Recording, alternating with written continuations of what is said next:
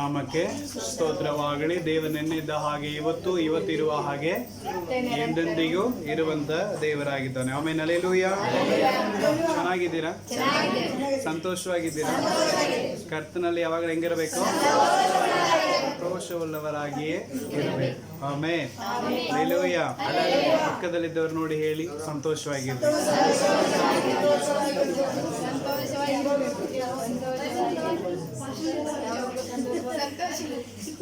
ಅವ್ರ ಮುಖ ನೋಡಿ ಹೇಳಿ, ಸಂತೋಷವಾಗಿರ್ರಿ ಅಂತ.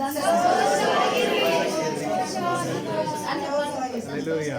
ಅವ್ರಿಗೆ ಸಂತೋಷವಾಗಿರಂತ ಹೇಳಕ್ ನಮಗೆ ಸಂತೋಷ ಆಗತ್ತಲ್ಲ. ಆಮೆನ್. ಹಲ್ಲೆಲೂಯಾ. ಸೊ ದೇವರು ಕೂಡ ಅದನ್ನೇ ಬಯಸುವಂತವನಾಗಿದ್ದಾನೆ. ಹಲ್ಲೆಲೂಯಾ. ಹಲ್ಲೆಲೂಯಾ. ಈ ದಿನದಲ್ಲಿ ದೇವರು ನಮಗೆ ಈ ತಿಂಗಳು ವಾಗ್ದಾನ ಕೊಟ್ಟಿದ್ದಾನೆ, ನನಗೆ ಮೊರೆ ಇಡು ಎಂಬುದಾಗಿ. ಸೊ ಆದ ಕಾರಣ ಪ್ರಾರ್ಥನೆಯ ವಿಷಯದಲ್ಲಿ ಕೆಲವೊಂದು ವಿಷಯಗಳನ್ನು ನಾವು ನೋಡಿಕೊಳ್ಳೋಣ. ಸ್ವಲ್ಪ ಮಕ್ಕಳನ್ನು ನಿಮ್ಮ ಹತ್ತೂತಿಯಲ್ಲಿ ಇಟ್ಟುಕೊಳ್ಳ್ರಿ. ಸ್ವಲ್ಪ ಗಲಾಟೆ ಇಲ್ಲದೆ ನೋಡಿಕೊಳ್ಳ್ರಿ. ನನ್ನ ಧ್ವನಿ ಸ್ವಲ್ಪ ಸಣ್ಣದಾಗಿದೆ, ಸೊ ಜೋರಾಗಿ ಮಾತಾಡೋಕೆ ಆಗೋದಿಲ್ಲ. ಹಾಗಾಗಿ ಏನು ಮಾಡ್ರಿ, ಮಕ್ಕಳನ್ನ ನಿಮ್ಮ ಹತೂಟಿಯಲ್ಲಿ ಇಟ್ಟುಕೊಳ್ಳ್ರಿ. ಗಲಾಟೆ ಇಲ್ಲದೆ ಕೇವಲ ಸ್ವಲ್ಪ ಹೊತ್ತು ದೇವರ ವಾಕ್ಯವನ್ನು ನಾವು ಕೇಳೋಣ. ಆಮೆನ್. ಹಲ್ಲೆಲೂಯಾ. ಹಲ್ಲೆಲೂಯಾ. ಸೊ ಇದು ತುಂಬ ಅವಶ್ಯವಾಗಿರುವಂಥ ಒಂದು ಸಮಯ, ದೇವರು ಮಾತಾಡುವಂಥ ಸಮಯ, ನಮ್ಮ ಹೃದಯಕ್ಕೆ ಬೇಕಾಗಿರುವಂಥ ಮನ್ನವನ್ನು ಕೊಡುವಂಥ ಸಮಯವಾಗಿದೆ. ಆಮೇಲೆ ಶ್ರದ್ಧೆಯಿಂದ ದೇವರ ವಾಕ್ಯಗಳನ್ನು ಏನು ಮಾಡೋಣ, ನಾವು ಕೇಳೋಣ. ಆಮೇಲೆ ಹಲ್ಲೆಲೂಯಾ. ಪ್ರಾರ್ಥನೆ ವಾಕ್ಯದಲ್ಲಿ ನಾವು ನೋಡ್ತಾ ಇದ್ದೇವೆ. ಒಂದು ಪ್ರಾರ್ಥನೆಯನ್ನು ಕುರಿತು ಇವತ್ತು ನಾವು ನೋಡ್ಲಿಕ್ಕಿದ್ದೇವೆ. ಯಾಕೋಬನ ಪುಸ್ತಕ 5ನೇ ಅಧ್ಯಾಯ 15ನೇ ವಚನವನ್ನು ಓದಿಕೊಳ್ಳೋಣ. ಯಾಕೋಬನ ಪುಸ್ತಕ 5ನೇ ಅಧ್ಯಾಯ 15ನೇ ವಚನ. ಆಮೆನ್. ನಂಬಿಕೆಯಿಂದ ಮಾಡಿದಂತ ಪ್ರಾರ್ಥನೆ ರೋಗಿಯನ್ನ ಸ್ವಸ್ಥ ಮಾಡುವಂತದಾಗಿದೆ, ರೋಗಿಯನ್ನ ರಕ್ಷಿಸುವಂತದಾಗಿದೆ, ವ್ಯಾಧಿಯಸ್ಥಗಳನ್ನು ಸೌಖ್ಯಗೊಳಿಸುವಂತದಾಗಿದೆ. ಹಲ್ಲೆಲೂಯಾ. ಹಲ್ಲೆಲೂಯಾ. ಸೊ ಈ ಒಂದು 5ನೇ ಅಧ್ಯಾಯದಲ್ಲಿ ಅನೇಕ ಪ್ರಾರ್ಥನೆಗಳಿದೆ, ಆದ್ರೆ ಒಂದು ವಿಶೇಷವಾದ ಒಂದು ಪ್ರಾರ್ಥನೆ, ನಂಬಿಕೆಯಿಂದ ಮಾಡುವಂತ ಪ್ರಾರ್ಥನೆ ರೋಗಿಯನ್ನು ಸ್ವಸ್ಥ ಮಾಡುತ್ತದೆ. ಆಮೇಲೆ ನಾವು ಕೂಡ ಸಭೆಯಲ್ಲಿ ಅನೇಕರು ಸಾಕ್ಷಿ ಕೊಟ್ಟಿದ್ದೇವೆ. ನಾನು ಪ್ರಾರ್ಥನೆ ಮಾಡಿದೆ, ದವಾಖಾನೆಗೆ ಹೋಗ್ಲಿಲ್ಲ, ಆರಾಮಾದೆ.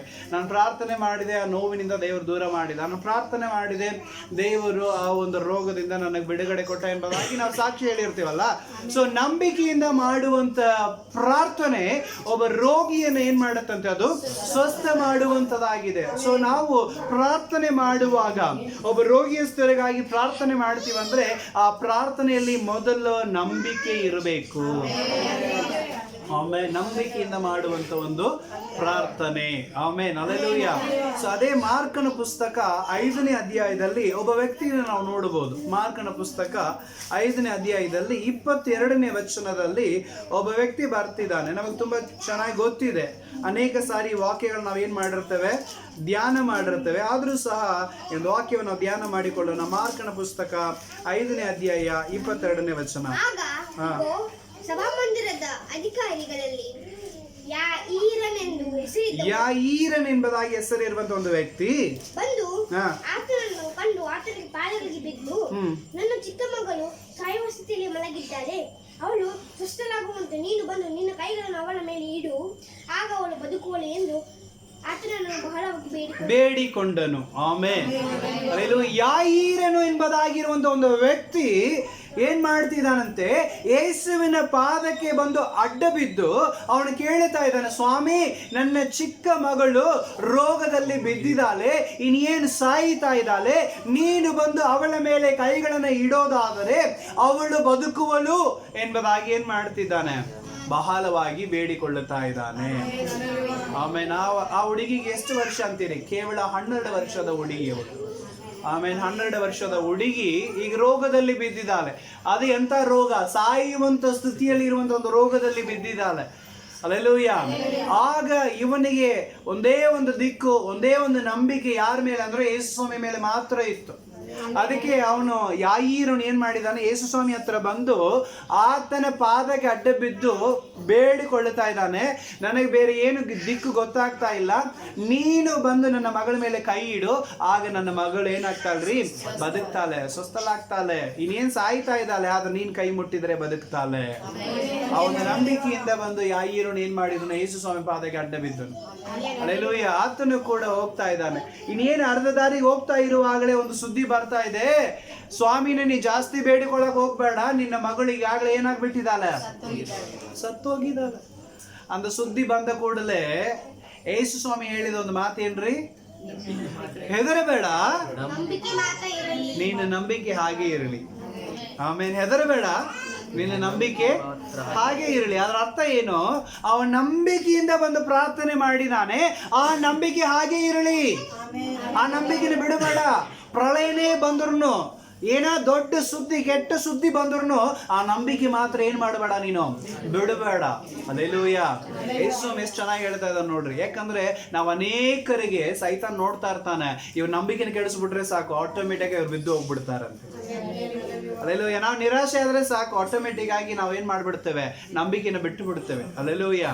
ಹಲ್ಲೆಲೂಯಾ. ಒಂದು ಕೆಟ್ಟ ಸುದ್ದಿ ಬಂತಂದ್ರೆ ಸಾಕು, ಆಟೋಮೆಟಿಕ್ ನಾವೇನ್ ಮಾಡ್ಬಿಡ್ತೇವೆ, ನಂಬಿಕೆನ ಬಿಟ್ಟು ಬಿಡ್ತೇವೆ. ಅದಕ್ಕೆ ಯೇಸು ಸ್ವಾಮಿ, ನಿನ್ನಲ್ಲಿ ಒಂದು ನಂಬಿಕೆನ ಬಿಡಬೇಡ, ಆ ನಂಬಿಕೆಯೇನೇ ನಿನ್ನ ಮಗಳನ್ನು ಸ್ವಸ್ಥ ಮಾಡುವಂತದಾಗಿದೆ.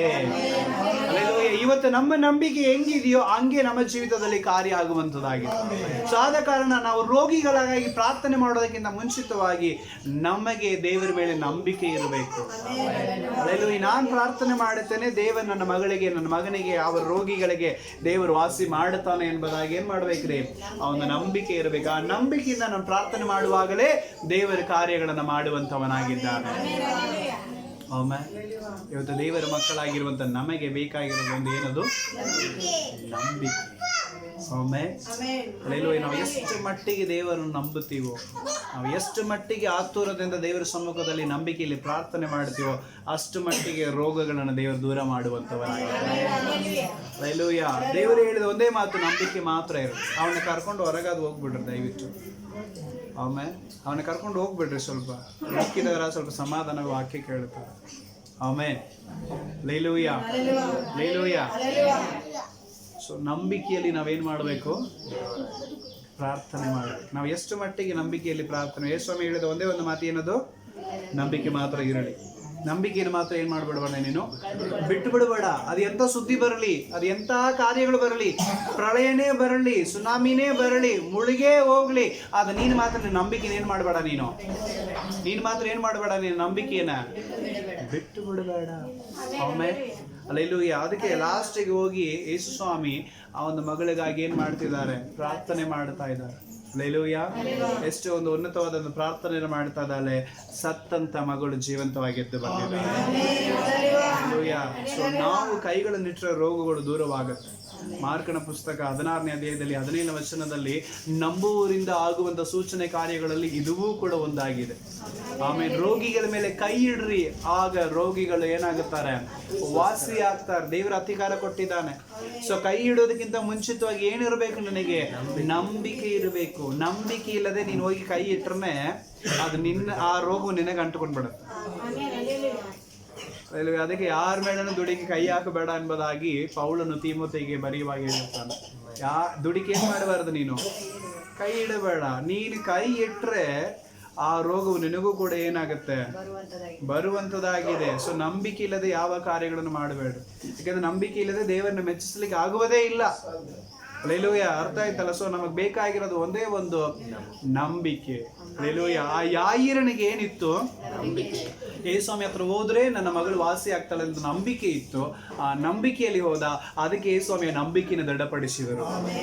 ಹಲ್ಲೆಲೂಯಾ. ಆ ನಂಬಿಕೆ ದೃಢವಾಗಿ ನಿಂತ ಕಾರಣದಿಂದ ಸತ್ತಂತ ಮಗಳು ಜೀವಂತವಾಗಿ ಎದ್ದಳು. ಹಲ್ಲೆಲೂಯಾ. ಸೊ ಅದೇ ಅಧ್ಯಾಯದಲ್ಲಿ ಇನ್ನೊಬ್ಬ ಸ್ತ್ರೀ ಇದ್ದಾಳೆ. ಮಾರ್ಕನ 5ನೇ ಅಧ್ಯಾಯದಲ್ಲಿ 34ನೇ ವಚನವನ್ನು ಓದಿಕೊಳ್ಳೋಣ. ಆಕೆಗೆ, ಮಗಳೇ, ನಿನ್ನ ನಂಬಿಕೆಯೇ ನಿನ್ನನ್ನು ಸ್ವಸ್ಥ ಮಾಡಿದೆ. ಆಮೇಲೆ ನಿನ್ನ ನಂಬಿಕೆಯೇ ನಿನ್ನನ್ನೇನ್ ಮಾಡಿದೆ, ಸ್ವಸ್ಥ ಮಾಡಿದೆ. ಈಕೆ ಯಾರಂತ ನಮ್ಗೆ ತುಂಬಾ ಚೆನ್ನಾಗಿ ಗೊತ್ತಿದೆ. 12 ವರ್ಷವಾಗಿ ಬಾಧೆ ಪಡ್ತಾ ಇದ್ದಂತ ಒಂದು ಸ್ತ್ರೀ, ರೋಗದಲ್ಲಿ ಇದ್ದಂತ ಸ್ತ್ರೀ. ಆಮೇನ್. ಹಲ್ಲೆಲೂಯಾ. ಆ ರೋಗದಿಂದ ಅವಳನ್ನ ಬಿಡುಗಡೆ ಮಾಡ್ಲಿಕ್ಕೆ ಯಾರೂ ಬರಲಿಲ್ಲ.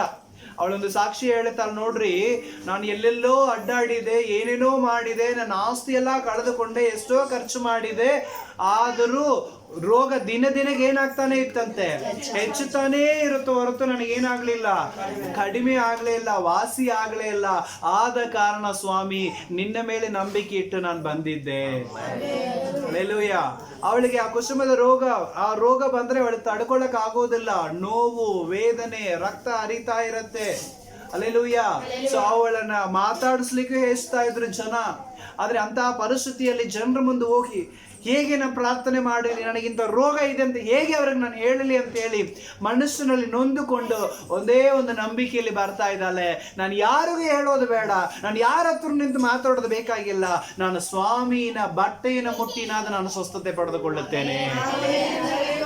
ಹಲ್ಲೆಲೂಯ. ಸೊ ಬರ್ತಾ ಇದ್ದಾಳೆ, ಗುಂಪು ಜನ ಇದೆ, ಅವ್ರ ಮುಂದೆ ಹೋಗ್ಬೇಕು. ಆದ್ರೆ ಅವಳಲ್ಲಿರುವಂತ ಒಂದು ವೈರಾಗ್ಯ, ಅವರಲ್ಲಿರುವಂತ ಒಂದು ನಂಬಿಕೆ, ಅವಳಲ್ಲಿ ಇರುವಂತ ಒಂದು ಆಸಕ್ತಿ ಯೇಸು ಸ್ವಾಮಿನ ಹಿಂದೆ ಹಿಂದೆ ಹಿಂದೆ ಹಿಂದೆ ಹೋಗಿ ಅಟ್ಲೀಸ್ಟ್ ಆ ಒಂದು ಆತನ ಹಾಕಿಕೊಂಡಿರುವಂತ ಬಟ್ಟೆಯ ತುದಿಯನ್ನು ಏನ್ ಮಾಡ್ತಿದ್ದಾಳೆ, ಅವಳು ಮುಟ್ಟುತ್ತಾ ಇದ್ದಾಳೆ.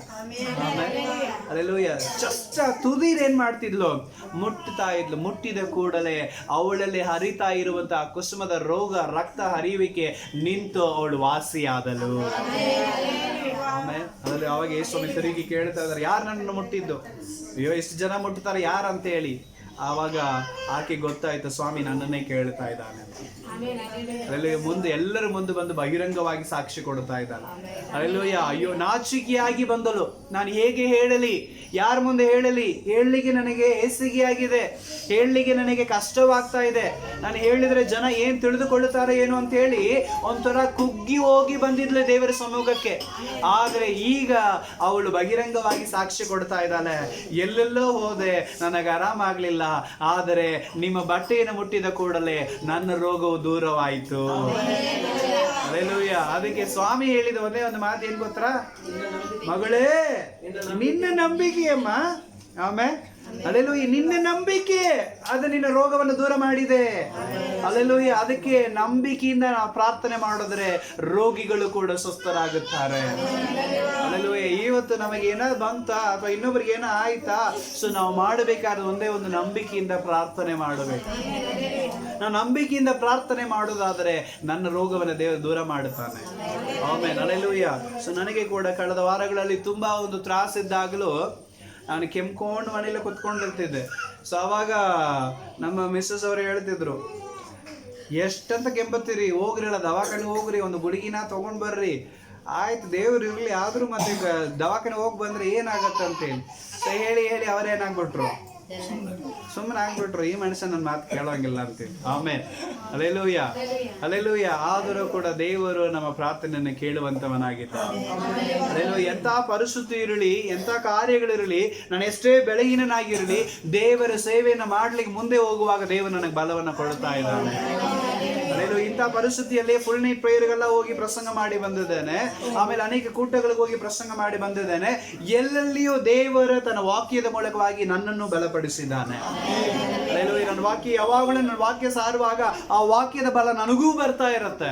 ಹಲ್ಲೆಲೂಯ. ನನ್ನ ವಾಕ್ಯ ಸಾರ್ತಾ ಇರುವಾಗ ವಾಕ್ಯವು ಇನ್ನೂ ನನ್ನನ್ನು ಏನ್ ಮಾಡ್ತಾ ಇರುತ್ತೆ, ಪ್ರೋತ್ಸಾಹ ಮಾಡುವಂತದಾಗಿರುತ್ತೆ. ಹಲ್ಲೆಲೂಯ. ಸೊ ನಾನು ಹೋಗುವಾಗ ಒಂದ್ ವೇಳೆ ತಪ್ಪಿಗೆ ಹೋಗಿರ್ಬೋದು, ಆದರೆ ವಾಕ್ಯಗಳನ್ನ ಧ್ಯಾನ ಮಾಡಿ ಪ್ರಸಂಗ ಮಾಡಿ ತಿರುಗಿ ಬರುವಾಗ ಒಂದು ಹೊಸ ಬಲವನ್ನು ಬಂದಿರ್ತೀನಿ ನಾನು. ಆಮೇಲೆ ಹೋದ ವಾರ ಕೂಡ ಹಂಗೆ ಇದ್ದೆ, ನಾನು ಒಟ್ಟು ಮುಂದೆ ಬರ್ಲಿಕ್ಕೆ ಆಗ್ತಿದ್ದಿಲ್ಲ, ಹಿಂದೆ ಕುಂತು ಬಿಟ್ಟಿದ್ದೆ ನಾನು. ಹಲ್ಲೆಲೂಯ. ಆಮೇಲೆ ವಾಕ್ಯ ಶೇರ್ ಮಾಡ್ಲಿಕ್ಕೆ ಮುಂದೆ ಬಂದು ವಾಕ್ಯಗಳನ್ನ ನಾನು ಪ್ರಸಂಗ ಮಾಡಿದ ಮೇಲೆ ದೇವರು ನನ್ನನ್ನು ಬಲಪಡಿಸಿ ಇನ್ನೂ ಬಲವಾಗಿ ಮುಂದೆ ನಡೆಯುವಂತ ಕಾರ್ಯಗಳನ್ನು ಮಾಡಿದ್ದಾರೆ. ಆಮೇಲೆ ಹಲ್ಲೆಲೂಯ. ಯಾಕಂದ್ರೆ ನಾವು ಎಷ್ಟು ಮಟ್ಟಿಗೆ ದೇವರಲ್ಲಿ ನಂಬಿಕೆ ಇಟ್ಟುಕೊಂಡು ಮುಂದೆ ಹೋಗ್ತೀವೋ ಅಷ್ಟು ಮಟ್ಟಿಗೆ ದೇವರು ನಮ್ಮ ರೋಗಗಳನ್ನು ದೂರ ಮಾಡುವಂತವನಾಗಿದೆ. ಅದಕ್ಕೆ ಆ ಮಗಳಿಗೆ ದೇವರು ಹೇಳ್ತಿದ್ರು, ಮಗಳೇ ನಿನ್ನ ನಂಬಿಕೆಯನ್ನೇ ನಿನ್ನನ್ನು ಸ್ವಸ್ಥ ಮಾಡಿದೆ. ಇವತ್ತು ನಮಗೆ ನಂಬಿಕೆ ಇರೋದಾದ್ರೆ ಆ ನಂಬಿಕೆ ನಮ್ಮನ್ನು ಸ್ವಸ್ಥ ಮಾಡುವಂತದ್ದಾಗಿದೆ. ಇನ್ನೊಬ್ಬರು ಮಾಡುವಂತ ಪ್ರಾರ್ಥನೆ, ಇನ್ನೊಬ್ಬರು ನಿಮಗಾಗಿ ಕೈ ಇಡುವಂತ ಕೈಗಳು, ಅದರಿಂದನೇ ಮನೆ ಏನಾಗೋದಿಲ್ರಿ, ಸ್ವಸ್ಥತೆ ಆಗೋದಿಲ್ಲ. ನೀವು ಎಷ್ಟು ಮಟ್ಟಿಗೆ ನಂಬಿಕೆಯಿಂದ ಒಂದು ದೇವರ ಸಮ್ಮುಖದಲ್ಲಿ ಕೂತ್ಕೊಂಡಿರ್ತೀರಿ ನೋಡ್ರಿ, ಆ ನಂಬಿಕೆ ನಿಮ್ಮ ರೋಗಗಳನ್ನು ದೂರ ಮಾಡುವಂತದ್ದಾಗಿದೆ. ಆಮೇಲೆ ಹಲ್ಲೆಲೂಯ. ಇವತ್ತು ನಾವು ಪ್ರಾರ್ಥನೆ ಮಾಡೋದಕ್ಕಿಂತ ಮುಂಚೆ ಏನ್ ಬೇಕು, ನಮಗೆ ನಂಬಿಕೆ ಬೇಕು. ನಂಬಿಕೆಯುಳ್ಳ ಪ್ರಾರ್ಥನೆ ಒಬ್ಬ ರೋಗಿಯನ್ನು ಸ್ವಸ್ಥ ಮಾಡುವಂತದ್ದಾಗಿದೆ. ಹಲ್ಲೆಲೂಯ. ಅದೇ ರೀತಿಯಾಗಿ ಮೂರನೇದಾಗಿ ಒಂದು ವ್ಯಕ್ತಿಯನ್ನು ನಾವು ನೋಡುತ್ತೇವೆ. 2ನೇ ಅರಸುಗಳ ಪುಸ್ತಕ 20ನೇ ಅಧ್ಯಾಯ 1ನೇ ವಚನದಿಂದ ಓದಿಕೊಳ್ಳೋಣ. 2ನೇ ಅರಸುಗಳ ಪುಸ್ತಕ 20ನೇ ಅಧ್ಯಾಯ 1ನೇ ವಚನದಿಂದ. ಆ ಕಾಲದಲ್ಲಿ ಹಿಜ್ಕೀಯನನ್ನು ಆ ಮರಣಕರವಾದ ರೋಗವು ಬಾಧಿಸಿ ಎಜೇಕಿಯಲ್ ಎಂಬುದಾಗಿ ಒಂದು ವ್ಯಕ್ತಿ, ಅವನಿಗೆ ಏನ್ ಬಂದಿದೆ ಅಂತ್ರಿ? ರೋಗ, ಮರಣಕರವಾದ ಒಂದು ರೋಗ ಬಂದಿದೆ. ಎಜೇಕಿಯ ಒಬ್ಬ ರಾಜ, ಅವನಿಗೇನ್ ಬಂದಿದೆ ಈಗ? ಒಬ್ಬ ಮರಣದ ರೋಗ, ಇನ್ನೇನ್ ಸಾಯಬೇಕು ಅನ್ನೋ ಒಂದು ರೋಗ ಬಂದುಬಿಟ್ಟೈತಿ. ಅದಕ್ಕೆ ಏಸೈನ ದೇವರು ಏನ್ ಮಾಡ್ತಿದಾರ, ಅಲ್ಲಿ ಕಳಿಸ್ತಾ ಇದಾರೆ, ಹೋಗಪ್ಪ ಅವನು ಇವತ್ತು ಏನಾಗ್ತಾನೆ? ಸಾಯ್ತಾನೆ, ನೀನು ಹೋಗಿ ಈ ಸುದ್ದಿನ ಹೇಳಿ ಬಂದುಬಿಡು. ಅದೆಲ್ಲೋ ಆಲ್ರೆಡಿ ಅವ್ನಿಗೆ ಗೊತ್ತಿದೆ, ನನಗೆ ಮರಣ ರೋಗ ಬಂದೈತಿ, ನಾನು ಸಾಯ್ತೀನಿ ಅಂತೇಳಿ. ಇದರಲ್ಲಿ ಕನ್ಫರ್ಮೇಶನ್ಗೋಸ್ಕರ ದೇವ್ರು ಯಾರನ್ನ ಕಳಿಸ್ತಾ ಇದ್ದಾರೆ? ಆಮೇಲೆ ಅದರಲ್ಲಿ ಸಾಯುವವ್ರ ಕಣ್ಣಿಗೆ ದೇವ್ರು ಕಾಣ್ತಾನಂತೆ. ಆಮೇಲೆ ಅಲ್ಲಿ ಹಾಸ್ಪಿಟಲ್ ನೋಡ್ತಾ ಇದ್ರೆ ಕೆಲವೊಬ್ಬರೆಲ್ಲ ಹಂಗೆ ಅಲ್ಲಿ ಬಂದು ಇಲ್ಲಿ ಬಂದು ಅಂತ ಹೇಳಿ ಅವನನ್ನ ಮಾಡ್ತಾ ಇರ್ತಾರೆ. ಅಲ್ಲೆಲ್ಲೋಯ್ಯ ಬೇರೆ ಕರ್ಕೊಂಡು ಬರ್ಲಿ ಯಾರೋ ಬಂದಂಗೆ ಅವ್ರು ಏನ್ ಮಾಡ್ತಾ ಇರ್ತಾರೆ, ತೋರಿಸ್ತಾ ಇರ್ತಾರೆ. ಅದೇ ಪ್ರಕಾರ ಒಂದು ಸುದ್ದಿ ಬರ್ತಾ ಇದೆ, ಯಾರಿಗೆ? ಎಜೇಕಿಯನಿಗೆ. ನೀನೇನ್ ಆಗ್ತಾ ಇದೀಯಪ್ಪ? ಸಾಯ್ತಿ. ಏನಾದ್ರು ಮಾಡ್ಬೇಕಂದ್ರೆ ನಿಂದೇನ ಆಸೆ ಇತ್ತಂದ್ರೆ ಇದೇ ಲಾಸ್ಟ್, ನೀನ್ ಏನಾದ್ರು ಮಾಡ್ಬೋದು ಅಂತೇಳಿ ಒಂದು ಸೂಚನೆಯನ್ನು ದೇವರಲ್ಲಿ ಕೊಟ್ಟು ಯೇಸುವಿನ ಕಳಿಸ್ಬಿಟ್ರು. ಆದ್ರೆ ಇವ ಬೆರಕಿದಾನ್ರಿ. ಆಮೇಲೆ ಅಲ್ಲೆಲ್ಲೂ ಇವನಲ್ಲಿ ಒಂದು ಆಸೆ, ನಾನು ಇನ್ನೂ ಬದುಕಬೇಕು. ಅದ್ರಲ್ಲಿ ಇವನಲ್ಲಿ ಒಂದು ಆಸೆ, ನಾನು ಇನ್ನೂ ಬದುಕಬೇಕಂತೆ. ಆದ ಕಾರಣ ಅವನು ಒಂದೇ ಒಂದು ಕೆಲಸ ಮಾಡ್ತಾ ಇದ್ದಾನೆ. ಎರಡನೇ ವಚನದಲ್ಲಿ ನೋಡೋದಾದ್ರೆ, ಇದನ್ನ ಕೇಳಿದ ಕೂಡಲೇ ಹಿಜ್ಕೀಯನು ಗೋಡೆಯ ಕಡೆಗೆ ಎಲ್ಲಿ ತಿರುಕೊಂಡನ್ರಿ? ಆಮೇಲೆ ಗೋಡೆಯಲ್ಲಿ ಯಾರು ಕಾಣ್ತಾರ? ಯಾರ ಕಾಣ್ತಾರ? ಗೋಡೆಯಲ್ಲಿ ದೇವರಿದಾನ? ಅಲ್ಲೆಲ್ಲೂಯ್ಯ. ಮನುಷ್ಯರ ಕಡೆ ನೋಡ್ಲಿಲ್ಲ ಅವ, ಮನುಷ್ಯರ ಕಡೆಗೆ ತಿರುಗಿಕೊಂಡಿಲ್ಲವ, ಅವ ಖಾಲಿ ಗೋಡೆ ಕಡೆಗೆ ತಿರುಗಿಕೊಂಡು ಯೆಹೋವನಿಗೆ ಪ್ರಾರ್ಥಿಸಿ ಏನ್ ಮಾಡ್ತಾ ಇದ್ದಾನ್ರಿ? ಅವನು ದೇವರಿಗೆ ಪ್ರಾರ್ಥನೆಯನ್ನ ಮಾಡ್ತಾ ಇದ್ದಾನೆ. ಆಮೇಲೆ ಅಲ್ಲೆಲ್ಲೂಯ್ಯ. ಪರಿಸ್ಥಿತಿಗಳು ಬಂದಾಗ, ಕೆಟ್ಟ ಸುದ್ದಿಗಳು ಬಂದಾಗ, ರೋಗಗಳು ಬಂದಾಗ ನಾವು ಮಾಡಬೇಕಾಗಿರೋದು ಇಷ್ಟೇ, ಮನುಷ್ಯರ ಮುಂದೆ ಹೋಗಿ ಪ್ರಾರ್ಥನೆ ಹೇಳಬೇಡ್ರಿ, ತಿರುಗಿಕೊಂಡು ದೇವರ ಹತ್ರ ಮೊರೆ ಇಡ್ರಿ, ದೇವರ ಹತ್ರ ಪ್ರಾರ್ಥನೆ ಮಾಡ್ರಿ. ನಿಮ್ಮ ನೋವು, ನಿಮ್ಮ ಪರಿಸ್ಥಿತಿ ಆತನಿಗೆ ಮಾತ್ರ ಗೊತ್ತು. ಅಲ್ಲೆಲ್ಲೂಯ್ಯ. ಸೊ ಆತ ನಮ್ಮ ಹಾಗೆ ಮನುಷ್ಯನಾಗಿ ಹುಟ್ಟಿ ನಮ್ಮ ಎಲ್ಲಾ ಬಾಧೆಗಳನ್ನು ಅನುಭವಿಸಿದಾನೆ. ಆದ ಕಾರಣ ನಮ್ಮ ವೇದನೆ ಯಾರು ಗೊತ್ತು? ದೇವರಿಗೆ ಗೊತ್ತು. ಅದಕ್ಕೆ ಆತನ ಕಡೆ ತಿರುಗಿಕೊಂಡು ಅವನು ಏನ್ ಮಾಡ್ತಾ ಇದ್ದಾನೆ? ಪ್ರಾರ್ಥನೆ ಮಾಡ್ತಾ ಇದ್ದಾನೆ. ವಾಕ್ಯದಲ್ಲಿ ನಾವು ನೋಡುತ್ತೇವೆ, ಹೋಗ್ತಾ ಇದ್ದಂತೆ ಏಸಾಯ ಏನ್ ಮಾಡ್ತಿದ್ದಾನೆ? 5ನೇ ವಚನದಲ್ಲಿ ಅವನಿಗೆ ನೀನು ಹಿಂದಿರುಗಿ ಹೋಗಿ ನನ್ನ ಪ್ರಜೆಗಳ ಪ್ರಭುವಾಗಿರುವ ಹಿಜ್ಕೀಯನಿಗೆ ನಾನು ನಿನ್ನ ಪ್ರಾರ್ಥನೆಯನ್ನು ಕೇಳಿದ್ದೇನೆ. ಏಷಾಯಿಗೆ ಮತ್ತೆ ಸುದ್ದಿ ಬರ್ತಾ ಇದೆ. ಅವನ ವಾಕ್ಯದಲ್ಲಿ ಬರೆಯಲ್ಪಟ್ಟಿದೆ, ಅವನು ಇನ್ನೂ ಅರಣ್ಮನೆಯ ಅರ್ಧ ಭಾಗ ಕೂಡ ದಾಟಿಲ್ಲ ಅಂತೆ. ಮಧ್ಯ ಪ್ರಾಕಾರ. ಅಲ್ಲೆಲ್ಲೂಯ್ಯ. ಮಧ್ಯ ಪ್ರಕಾರವನ್ನ ದಾಟ್ತಾ ಇರುವಾಗಲೇ ದೇವರು ಅವನ ಹತ್ರ ಮಾತಾಡ್ತಾ ಇದಾರೆ, ನೀನೇ ಸುದ್ದಿ ಕೆಟ್ಟಿಯಲ್ಲ, ನೀನೇ ಕೆಟ್ಟ ಸುದ್ದಿ ಕೊಟ್ಟಿಯಲ್ಲ, ಈಗ ಹೋಗು, ಅದೇ ಬಾಯಿನಲ್ಲಿ ಒಳ್ಳೆ ಸುದ್ದಿ ಕೊಟ್ಟು ಬಾ. ಆಮೇಲೆ ಅಲ್ಲೆಲ್ಲೂಯ್ಯ. ಹೋಗು, ಅವನ್ ನೋಡಿ ಏನ್ ಮಾಡು, ನನ್ನ ಪ್ರಜೆಗಳ ರಾಜನಾಗಿರುವಂತ ಎಜೇಕಿಯಲ್ನೇ ದೇವರಿನ ಪ್ರಾರ್ಥನೆಯನ್ನು ಕೇಳಿದಾನೆ, ನೀನು ಇವತ್ತು ಸಾಯೋದಿಲ್ಲ. ಆಮೇಲೆ ನಿನ್ನ ರೋಗವನ್ನು ದೇವರು ಏನ್ ಮಾಡ್ಬಿಟ್ಟಿದ್ದಾನೆ? ದೂರ ಮಾಡಿದಾನೆ. ಇನ್ನೂ ನೀನು 15 ವರ್ಷ ಬದುಕ್ತಿ ತಗೋ. ಆಮೇಲೆ ಅಲ್ಲೆಲ್ಲೂಯ್ಯ. ಸೊ ಅಡಿಷನಲ್ ವರ್ಷಗಳನ್ನು ದೇವರು ಅವನಿಗೆ ಕೊಡ್ತಾ ಇದ್ರು, ಕಾರಣ ಅವನ ನಂಬಿಕೆಯಿಂದ ಪ್ರಾರ್ಥನೆ ಮಾಡಿದ್ದ. ಅಲ್ಲೆಲ್ಲೂಯ್ಯ. ಕೆಟ್ಟ ಸುದ್ದಿ ಬಂದ ಕೂಡಲೇ ಅವನ ದೇವರ ಕಡೆಗೆ ತಿರುಗಿಕೊಂಡ. ಯಾಕಂದ್ರೆ ಅವನಲ್ಲಿ ಒಂದು ನಂಬಿಕೆ ಅವನನ್ನ ಆಯುಷನ ಇನ್ನೂ ಏನ್ ಮಾಡಿದೆ? ಹೆಚ್ಚಿಸಿದೆ. ಅಲ್ಲೆಲ್ಲೂಯ್ಯ. ಅಲ್ಲೆಲ್ಲೂಯ್ಯ.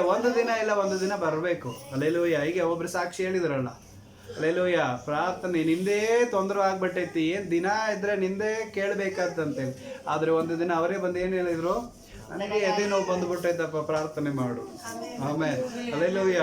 ಸೊ ನಮ್ಮ ಅಜ್ಜಿ ಎಲ್ಲ ನಮ್ಮನ್ನ ಪ್ರಾರ್ಥನೆಗೆ ಹೋಗಬಾರ್ದು, ಸಭೆಗೆ ಹೋಗಬಾರ್ದು ಅಂತ ಹೇಳಿ ಬಂಧಿಸಿದ್ರು. ಅಲ್ಲೆಲ್ಲೂಯ್ಯ. ಸೊ ಆದ್ರೆ ಒಂದು ಕಾಲ ಬಂತು, ಅವ್ರು ಸಾಯೋದಕ್ಕೆ ಒಂದು 2-3 ತಿಂಗಳ ಹಿಂದೆ ಅವ್ರು ಏನ್ ಮಾಡ್ತಿದ್ರು?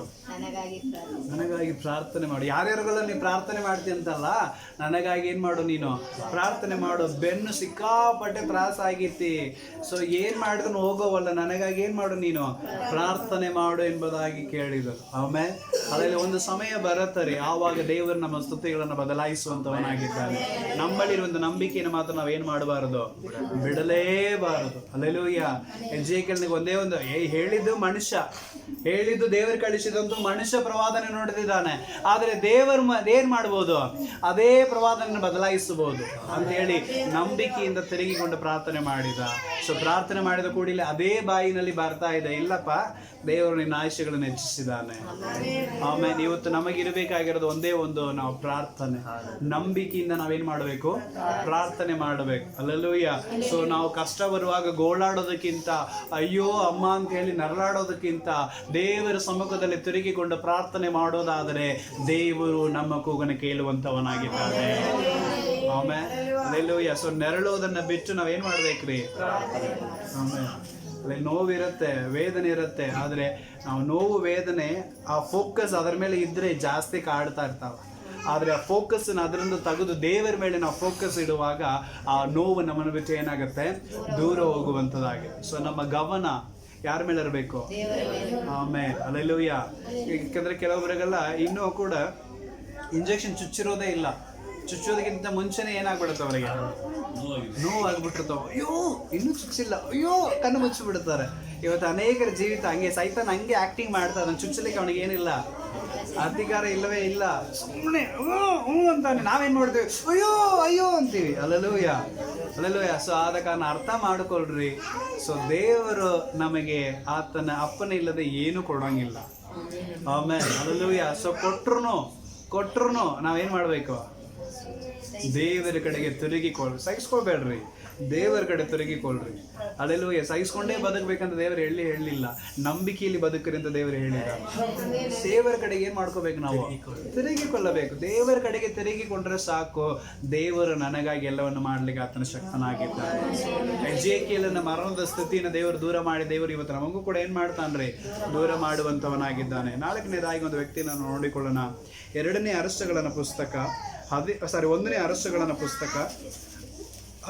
ಅಧ್ಯಾಯ 17ನೇ ವಚನ.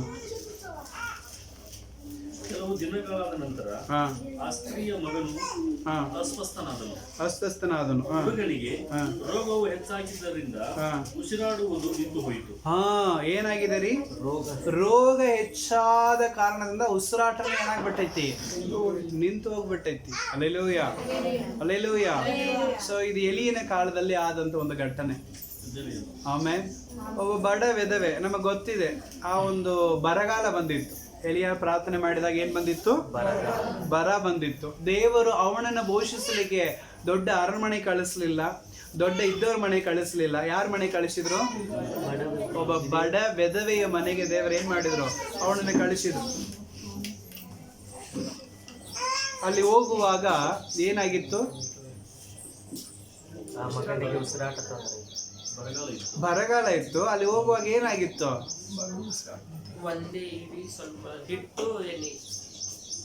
ಪಾಪ ಅವಳು ನೋಡಿದ್ರೆ ನನಗೆ ಪಾಪ ಅಂತ ಅನಿಸ್ತಿತ್ತು. ಅಂತ ಪರಿಸ್ಥಿತಿಯಲ್ಲಿ ಅವಳಿದ್ದಾಳೆ.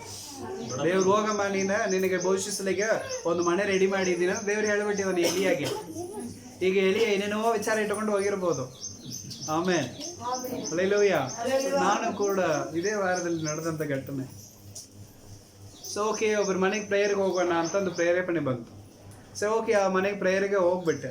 ಸೊ ಹೆಂಗೂ ಪ್ರೇಯರ್ಗೆ ಹೋದ್ರೆ ಅವ್ರ ಮನೇಲಿ ಊಟ ಹಾಕ್ತಾರೆ, ಊಟ ಮಾಡಿ ಬಂದು ಬಿಡೋಣ ಅಂತ ಫಿಕ್ಸ್ ಮಾಡ್ಕೊಂಡು ನಾನು ಏನು ಮಾಡಿಬಿಟ್ಟೆ, ಅವ್ರ ಮನೆಗೆ ಊಟಕ್ಕೆ ಹೋದೆ. ಕರೆಕ್ಟಾಗಿ ಅವರು ಪ್ರೇಯರ್ನಲ್ಲಿ ಇದ್ರು, ನಾನು ಹೋಗಿ ಪ್ರೇಯರ್ನಲ್ಲಿ ಜಾಯ್ನ್ ಆದೆ. ಸೊ ಪ್ರೇಯರ್ ಚೆನ್ನಾಗಿ ನಡೀತು, ಅವರು ಖುಷಿಯಾಗಿ ಎಲ್ಲ ಹೇಳಿದರು. ಓಕೆ, ಪ್ರೇಯರ್ ಮಾಡಿ ಮುಗಿದ ನಂತರ ಚಹಾ ಕುಡಿತೀರಾ ಅಂತ ಕೇಳಿದ್ರು. ಇಲ್ಲ, ಊಟ ಟೈಮ್ ಆಗಿತ್ತೆ, ಚಹಾ ಬೇಡ್ರಿ ಅಂತ ಹೇಳಿದ್ರು. ಓಕೆ, ಸೊ ಅಂದರೆ ಊಟನೇ ಮಾಡಿಬಿಡ್ರಿ ಸೊ ಅಂತ ಹೇಳಿ, ಸರಿ ಅನ್ನಕ್ಕೆ ಇಡೋಣ ಅದಕ್ಕೆ ಇಡೋಣ ಅಂತ ಅವ್ರು ಎದ್ದು ನಡೀತಾ ಇದ್ರು. ನಡೆಯೋ ನೋಡುವಾಗಲೇ ನನಗೆ ಬೇಸರ ಆಗಿತ್ತು. ಯಾಕಂದರೆ ಆಲ್ರೆಡಿ ಪಾಪ ಅವ್ರಿಗೆ ಅನಾರೋಗ್ಯ ಬಂದೈತಿ, ನೆಗಡಿ, ಕೆಮ್ಮು, ಸುಸ್ತು ಸಿಕ್ಕಾಪಟ್ಟೆ ಆಗಿದೆ. ಇದರಲ್ಲಿ ಅವರು ಎದ್ದು ಗೋಡೆ ಹಿಡ್ಕೊಂಡು ಅಡುಗೆ ಮನೆಗೆ ಹೋಗ್ತಾ ಇದ್ರು. ಇದು ನೋಡಿ ಬೇಡಪ್ಪ, ಪಾಪ ಇವರು ತಮಗೋಸ್ಕರ ಏನೋ ಮಾಡಿ ಇಟ್ಟಿರ್ತಾರೆ, ಇದರಲ್ಲಿ ನಾನು ಏನು ಮಾಡಬೇಕು, ಹೋಗಿ ಯಾಕೆ ಕೇಳಲಿ ಅಂತೇಳಿ, ಇಲ್ಲ ಪರವಾಗಿಲ್ರಿ, ಈಗ ಜಸ್ಟ್ ನಮಗೆ ಮಾಡಿ ಬಂದಿದ್ದೀನಿ, ನನಗೆ ಹೊಟ್ಟೆ ತುಂಬ ಐತಿ, ಏನು ನಡೀತೈತಿ, ನಾ ಮತ್ತೆ ಏನಾಗ್ತೀನಿ, ಭೇಟಿ ಆಗ್ತೀನಿ ಅಂತ ಹೇಳಿ ವಾಪಸ್ ಬಂದುಬಿಟ್ಟೆ. ಒಮ್ಮೊಮ್ಮೆ ನಾವು ಹಿಂಗೆ ವಿಚಾರ ಮಾಡ್ಕೊಂಡು ಹೋಗ್ತೀವಿ, ಅಲ್ಲಿ ಹೋದರೆ ನನಗೆ ಸಿಗುತ್ತೆ, ಇಲ್ಲಿ ಹೋದರೆ ನಮಗೆ ಊಟ ಹಾಕ್ತಾರೆ, ಇಲ್ಲಿ ಹೋದರೆ ಹಿಂಗೆ ನಮಗೆ ಒಳ್ಳೆ ಕಾಣಿಕೆ ಕೊಡ್ತಾರೆ ಅಂತೇಳಿ ನಾವೇನು ಮಾಡ್ತೇವೆ, ತಲೆಯಲ್ಲಿ ಫಿಕ್ಸ್ ಮಾಡ್ಕೊಂಡು ಹೋಗಿರ್ತೇವೆ. ಆದರೆ ನಮ್ಮ ವಿಚಾರಗಳು ಎಲ್ಲವೂ ಲೈವ್ ಆಗಿರುತ್ತೆ. ಆಮೇಲೆ ಅಲ್ಲೆಲ್ಲೂಯ್ಯ, ಅಲ್ಲಿ ಪರಿಸ್ಥಿತಿ ಏನಾಗಿರುತ್ತೆ, ಬದಲಾಗಿರುತ್ತೆ. ಆಮೇಲೆ ಅಲ್ಲೆಲ್ಲೂಯ್ಯ. ಸೊ ಓಕೆ, ಅಲ್ಲಿ ಬಿಟ್ಟು ನಾನೇನು ಮಾಡಿದೆ, ಬೇರೆ ಒಂದು ಮನೆಗೆ ಹೋಗೋಣ ಅಂತ ಹೋದೆ. ಆಮೇಲೆ ಯಾಕಂದ್ರೆ ನನಗಂದ್ರೆ ಹೋಟೆಲ್ ತಿನ್ನೋದಕ್ಕೆ ಮನಸ್ಸು ಬರ್ತಾನೆ ಇಲ್ಲ. ಹಂಗಾಗಿ ಇನ್ನೊಬ್ಬರ ಮನೆಗೆ ನಾನು ಹೋಗಿದ್ದೆ 9:30 ಮೇಲೆ ರಾತ್ರಿ. ಸೊ ಅವ್ರ ಮನೆಗೆ ಹೋಗುವಾಗ ಅವ್ರ ಮನೆಯಲ್ಲಿ ಪಾಪ ಏನೇನೋ ಇಲ್ಲ. ಅವರೇನು ಹೇಳಿದಾರೆ, ಖುಷಿಯಾಗಿದೆ ಪಾಸ್ಟರ್ ಬಂದಿದ್ದಾರೆ ಅಂತ ಖುಷಿ ಸಂತೋಷ, ಆದರೆ ಊಟ ಮಾಡಿದ್ರಾ ಅಂತ ಕೇಳುವಾಗ ಇಲ್ಲ ನಿಮ್ಮ ಮನೇಲಿ ಊಟ ಮಾಡೋಣ ಅಂತ ಬಂದೆ ಅಂತ ಫ್ರ್ಯಾಂಕ್ ಆಗಿ ನಾನು ಹೇಳಿದ್ದೆ. ಆಮೇಲೆ ಅಯ್ಯೋ ಯಾವಾಗೆಲ್ಲ ಬಂದಿದ್ರಿ ಮಾಡ್ರಿ ಅಂದ್ರೆ ಆಗಲೂ ನೀವು ಮಾಡಲಿಲ್ಲ. ಇವತ್ತು ನಾವು ದವಾಖಾನೆ ಹೋಗಿ ಬಂದಿದ್ದೀವಿ, ಏನೇನು ಮಾಡಿಲ್ಲ, ಇದ್ದಿದ್ದನ್ನು ತಿಂದು ನಾವು ಈಗ ಜಸ್ಟ್ ಮಕ್ಕಳನ್ನ ಅಂತ ನೋಡಿದ್ದೀವಿ, ಈಗ ಬಂದುಬಿಟ್ರಲ್ಲ ಅಂತೇಳಿ. ಆಮೇಲೆ ಅಲ್ಲೆಲ್ಲೂ ಇರ್ಲಿ ಪರವಾಗಿಲ್ಲ, ತೊಂದರೆ ಏನಿಲ್ಲ, ಹಂಗೆ ಬಂದಿದ್ವಿ ಅಂತೇಳಿ ಸ್ವಲ್ಪ ಹಂಗೆ ಏನು ಮಾಡಿದೆ, ಮ್ಯಾಚಪ್ ಮಾಡಿದೆ. ಒಮ್ಮೊಮ್ಮೆ ನಾವು ಹಂಗೆ ಏನೇನೋ ನಮ್ಮ ಸ್ವಂತ ವಿಚಾರಗಳಲ್ಲಿ ಹೋಗಿರ್ತೀವಲ್ಲ, ಸೊ ಅಲ್ಲಿ ಏನಾಗೋದಿಲ್ಲ, ನಮ್ಮ ಕಾರ್ಯಗಳು ನೆರವೇರೋದಿಲ್ಲ. ಹಂಗೆ ಕೂಡ ಎಲಿಯ ಕೂಡ ಏನೇನೋ ವಿಚಾರ ಮಾಡ್ಕೊಂಡು ಹೋಗಿರ್ಬೋದು ಅಲ್ಲಿ. ಆಮೇಲೆ ಅಲ್ಲಿ ಹೋಗೋ ಸಾರಿಬಾತ್ನಲ್ಲಿ ಅಲ್ಲಿ ಒಬ್ಬ ವಿಧವೆ ಇದ್ದಾಳೆ, ಅವಳಿಗೆ ಹೇಳಿದ್ದೀನಿ ನಿನ್ನೆ ಘೋಷಿಸಲಿಕ್ಕೆ, ಅವಳ ಮನೇಲಿ ಉಳ್ಕೊಂಡು ಏನು ಮಾಡು ನೀನು ಊಟ ಮಾಡು ಅಂತ ಸ್ವಾಮಿ ಕಳಿಸಿದಾನೆ. ಈಗ ಅವನು ಏನೇನೋ ತಲೆಯಲ್ಲಿ ಇಟ್ಕೊಂಡು ಏನು ಮಾಡಿರ್ತಾನೆ, ಅಲ್ಲಿ ಬಂದಿರ್ತಾನೆ. ಅಲ್ಲಿ ಬಂದ ಮೇಲೆ ಆ ಪರಿಸ್ಥಿತಿ ನೋಡ್ತಾ ಇದ್ದಾನೆ, ಹೆಂಗಿರುತ್ತೆ ಅವರಿಗೆ. ಆಮೇಲೆ ಅವಳೇ ಪಾಪ ಹರಿದ ಬಟ್ಟೆ ಹಾಕ್ಕೊಂಡು ಒಣಕಲ್ ಕಟ್ಟಿಗೆ ಆಗಿರೋ ಒಂದು ಮಗನ ಹಿಡ್ಕೊಂಡು 2 ಕಟ್ಟಿಗೆಗಳನ್ನ ಆರ್ಸಾಕತ್ತಲ್ಲಂತೆ. ಆಮೇಲೆ ಅದೇ ಎದಕ್ಕೆ ಈಟೆ ಎಣ್ಣೆ ಉಳ್ದೈತಿ, ಲಾಸ್ಟ್ ರೊಟ್ಟಿ ಮಾಡ್ಕೊಂಡು ತಿಂದುಬಿಡೋಣ, ಇನ್ಮೇಲೆ ಮಾಡಲಿಕ್ಕೆ ಏನೇನೂ ಇಲ್ಲ, ಇದನ್ನು ತಿಂದು ಇರೋ ತನಕ ಇದು ಸತ್ತು ಹೋಗ್ಬಿಡೋಣ ಅಂತ ತೀರ್ಮಾನ ಮಾಡಿಕೊಂಡು ಕಟ್ಟಿಗೆಗಳನ್ನೇನು ಮಾಡ್ತಾ ಇದ್ಲು ಅವಳು, ಹಾರಿಸ್ತಾ ಇದ್ದಾಳೆ. ಆಮೇಲೆ ಅಲ್ಲಿ ಈ ಅಧ್ಯಾಯದಲ್ಲಿ ಪೂರ್ತಿ ಮನೇಲಿ ಹೋಗಿ ಓದಿ ನೋಡ್ರಿ, ಇದೆಲ್ಲ ಇಲ್ಲಿ ಬರೆಯಲ್ಪಟ್ಟಿದೆ. ಆದರೆ ಅಲ್ಲಿ ಹೋಗಿ ಕೇಳಲಿಕ್ಕೂ ಮನಸ್ಸು ಬರೋದಿಲ್ಲ. ಆಮೇಲೆ ಕೇಳಲಿಕ್ಕೆ ಏನು ಬರೋದಿಲ್ಲ, ಮನಸ್ಸು ಬರೋದೇ ಇಲ್ಲ. ಸೊ ನಾನು ಕೂಡ ಗದಗ ಹೋಗುವಾಗ 2ನೇ ಮನೆಗೆ ಹೋಗುವಾಗ ಮತ್ತೆ ಬೇರೆ ದಾರಿ ಇಲ್ಲ. ಸೊ ಹಂಗಾಗಿ ನಾನು ಹಂಗೆ ಕೇಳಿದೆ, ಆದರೂ ಕೂಡ ಅವರು ಆಯ್ತು ರೀ ಸ್ವಲ್ಪ ಇರ್ರಿ, ರೊಟ್ಟಿ ಬಡಿದೆ ಒಂದು 2 ರೊಟ್ಟಿ ಮಾಡಿಕೊಡ್ತೀವಿ, ಆದರೆ ಅದಕ್ಕೆ ಸೈಡ್ ಡಿಶ್ ಏನೂ ಇಲ್ಲ, ಸಾಂಬಾರು ಕೂಡ ನಾವು ಮಾಡಿಲ್ಲ ಅಂತ ಹೇಳಿದ್ರು. ಇರಲಿ ಏನೋ ಮಾಡಿಕೊಡ್ತಿರಲ್ಲ ಅಷ್ಟೇ ಸಾಕು ಬಿಡ್ರಿ ಅಂತ ಕೇಳಿದ್ರು. ಅದು ನಿಜವಾಗ್ಲೂ ಅಲ್ಲಿ ಮಾತಾಡ್ತಾ ಇರುವಾಗಲೇ ಅವರು ರೊಟ್ಟಿ, ಅನ್ನ, ಸಾರು ಮತ್ತು ಆಮ್ಲೆಟ್ ಇಷ್ಟೆಲ್ಲ ರೆಡಿ ಮಾಡಿ ನಮಗೆ ಕೊಟ್ಟಿದ್ರು. ಆಮೇಲೆ ಅಲ್ಲೆಲ್ಲೂಯ್ಯ ಯಾಕಂದ್ರೆ ದೇವ ಸೇವಕರುಗಳು ಕೇಳುವಾಗ ಇಲ್ಲ ಅಂತ ಏನು ಮಾಡಬೇಕಾಗೋದಿಲ್ಲ, ಕಳಿಸ್ಲಿಕ್ಕೆ ಬರೋಂಗಿಲ್ಲ. ಅದಕ್ಕೆ ಎಲಿಯ ಅವ್ರ ಪರಿಸ್ಥಿತಿ ನೋಡ್ತಾ ಇದ್ದಾನೆ, ಅವ್ರದ್ದೇ ಕೆಟ್ಟೈತಿ, ಆದರೆ ಹೆಂಗೆ ಕೇಳಲಿಯಪ್ಪ ಅಂತ ಹೇಳಿ ಕೇಳೇ ಬಿಟ್ಟಾನ. ಅಲ್ಲೆಲ್ಲೂಯ್ಯ ಏನು ಮಾಡಿಬಿಟ್ಟಾನ, ಕೇಳೇ ಬಿಟ್ಟಿದ್ದಾನೆ. ಏಮ್ಮ ರೊಟ್ಟಿ ಮಾಡಿಕೊಡು, ಏನಪ್ಪ ಏನೂ ಇಲ್ಲಪ್ಪ, ಏನು ಮಾಡಲಿ, ಏನಿದೆಯೋ ಅದರಲ್ಲಿ ಮಾಡಿಕೊಡ್ರಿ. ಆಮೇಲೆ ಏನಿದೆಯೋ ಅದರಲ್ಲಿ ಸ್ವಲ್ಪ ಸಣ್ಣದನ್ನಿಗೆ ಮಾಡಿ ಕೊಟ್ಟು ಬಿಡ್ರಿ ಅಂತ ಹೇಳುವಾಗ ಅವಳು ಬಡ ಹೋಗಿ ಏನು ಮಾಡಿದ್ಲು, ಇರೋ ಹಿಟ್ಟು ತೊಗೊಂಡು ಎಣ್ಣೆ ತೊಗೊಂಡು ರೊಟ್ಟಿ ಮಾಡಿ ತೊಗೊಂಡು ಕೊಟ್ಲು. ಅವನು ತಿಂದು ಸ್ತೋತ್ರ ಮಾಡಿದ. ಸೊ ತಿರುಗಿ ಬರ್ತಾ ಇದ್ದಾಳೆ, ಅಷ್ಟೇ ಹಿಟ್ಟಲ್ಲಿತ್ತು, ಅಷ್ಟೇ ಎಣ್ಣೆ ಇತ್ತು. ಆಮೇಲೆ ಅಲ್ಲಲ್ಲಿ ಮತ್ತೆ ತೊಗೊಂಡು ರೊಟ್ಟಿ ಮಾಡ್ತಾ ಇದ್ದಾಳೆ, ಮಗನಿಗೆ ಕೊಡ್ತಾ ಇದ್ದಾಳೆ, ಮತ್ತೆ ಅಷ್ಟೇ ಹಿಟ್ಟಿದೆ, ಅಷ್ಟೇ ಎಣ್ಣೆ ಇದೆ. ಮತ್ತೆ ಹಿಟ್ಟು ತೊಗೊಂಡು ರೊಟ್ಟಿ ಮಾಡಿ ತಾನು ತಿಂದಾಳೆ, ಮತ್ತೆ ಅಷ್ಟೇ ಹಿಟ್ಟಿದೆ, ಅಷ್ಟೇ ಎಣ್ಣೆ ಇದೆ. ಸೊ ಬರಗಾಲ ಮುಗಿಯೋ ತನಕ ಹಿಟ್ಟು ಎಣ್ಣೆ ಕಡಿಮೆ ಆಗಲೇ ಇಲ್ಲ. ಆಮೇಲೆ ಅಲ್ಲೆಲ್ಲೂ ಯಾಕಂದ್ರೆ ದೇವರ ಸೇವಕರುಗಳಿಗೆ ನಾವು ಕೊಡುವಂಥ ಒಂದು ಟಮ್ಲರ್ ನೀರು ಕೊಟ್ಟರು ಅದಕ್ಕೆ ತಕ್ಕ ಪ್ರತಿಫಲವನ್ನು ದೇವರು ನಮ್ಮ ಜೀವಿತದಲ್ಲಿ ಕೊಡ್ತಾನಂತೆ. ಆಮೇಲೆ ಅಲ್ಲೆಲ್ಲೂ ಸೊ ನಿಜವಾಗ್ಲೂ ದೇವರು ತುಂಬ ದೊಡ್ಡವನು. ಹಾಗಾಗಿ ಇಂಥ ಒಂದು ಬರಗಾಲದಲ್ಲಿ ದೇವರು ಅವನ್ನ ಏನು ಮಾಡಿದ್ದಾನೆ, ಘೋಷಿಸಿದ್ದಾನೆ. ಸೊ ಹಾಗಾಗಿ ಪದೇ ಅವ್ರ ಮನೆಯಲ್ಲಿಯೇ ಅವನೇನು ಮಾಡ್ತಿದ್ದ, ಪ್ರಾರ್ಥನೆಗೆ ಸೇರ್ತಿದ್ದ.